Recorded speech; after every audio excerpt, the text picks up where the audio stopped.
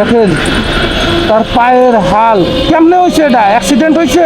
না না, এই পাউডার এই যেরকম দেখতেছেন রাউন্ড রাউন্ড কাটা, এরকম রাউন্ড কাটাই ছিল।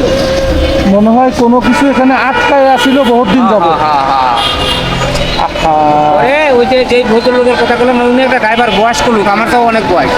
এই লোকে এই পর্যন্ত নাইলেও 2 থেকে 3 হাজার টাকার এটা খালি এই ওষুধই লাগাই।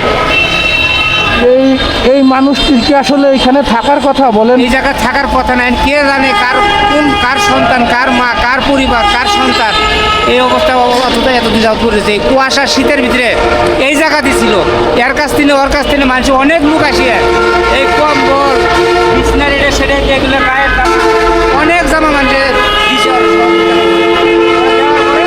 ধীরে নষ্ট করে ফালাই দিয়ে পর আবার নতুন করে গায়ে দেওয়া হয়।